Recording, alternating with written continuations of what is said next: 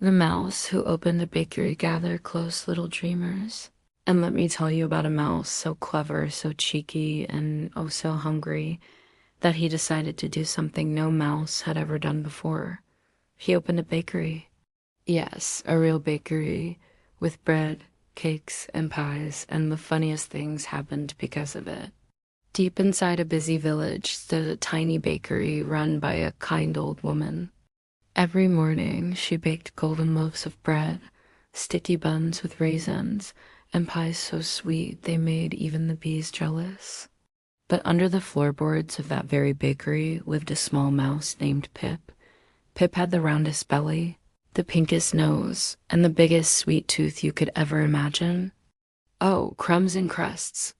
Pip would sigh every morning as the smell of fresh bread drifted down to his hole. How I wish I could have a bakery of my own. I baked cheesecakes, corn muffins, and sugar bread every day. His cousins laughed at him. Mice don't bake, Pip. Mice nibble. Mice steal crumbs. That's what we do. But Pip shook his whiskers proudly. Not me. One day I shall open the first mouse bakery in the world. Now, how could a mouse do such a thing? Pip was very resourceful. At night, when the old woman slept, he would sneak out and practice. He dragged flour with a spoon, stirred dough with a pencil, and used a walnut shell as his mixing bowl. When he needed heat, he tiptoed to the big oven and waited until the fire cooled, then placed his tiny bread dough on a flat stone. The first loaf was lumpy, the second was rock hard. The third exploded like a popcorn kernel. But Pip never gave up. Finally, after many, many nights, he baked a perfect little bread roll golden, puffy, and warm. He sniffed it proudly and squeaked, "Behold, the first bread baked by mouse paws." Word spread quickly among the mice of the village. Soon, a line of hungry cousins stretched out of Pip's hole. "I'll take 2 rolls," squeaked Mimi. "Do you make pies?" asked Tito. "Any cheese buns?" begged Lolo. And so Pip opened his bakery, Pip's tiny oven. His shop was the silliest sight you could imagine. Mice lined up carrying crumbs like coins. Spoons were used as trays and bottle caps as plates. Pip wore a flour-dusted napkin like an apron and squeaked, "Next, please," just like a real baker. But, of course, not everyone was pleased. The village cat, Whisker Claw, soon heard of it. A mouse bakery? He hissed.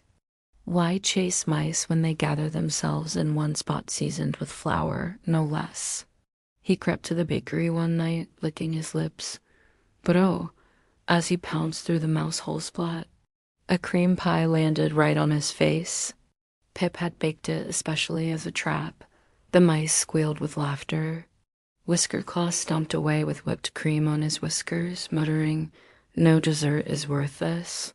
From then on, Pip's bakery became famous. Even the old woman noticed fewer crumbs missing. Strange, she chuckled. It's as if someone down there has started baking their own food. But Pip's biggest challenge came one stormy night. The wind blew, the rain poured, and the mice shivered in their holes. "Pip," they squeaked, "we're hungry. Can you bake for us?" "Oh, no," Pip whispered. "I'm out of flour," the mice groaned, but Pip had an idea. He scampered into the old woman's kitchen, where a bag of flour sat high on a shelf. With the help of his cousins, he built a ladder of spoons, forks, and rolling pins. Up, up, up they climbed, squeaking and wobbling until crash. The bag toppled over, burying them in a snowy mountain of flour. Covered head to tail in white, the mice looked like tiny ghosts. "Boo!"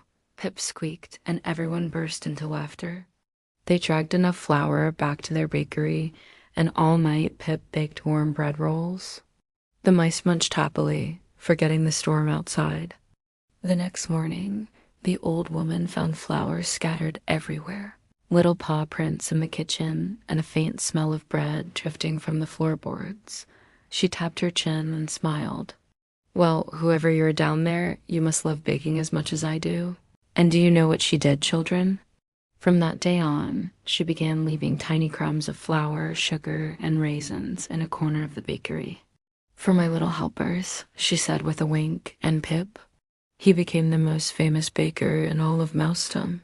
Not because his bread was perfect, but because it was baked with laughter, courage, and a whisker full of dreams. Moral, dreams may sound silly to others, but with patience and creativity, even the smallest can achieve something wonderful.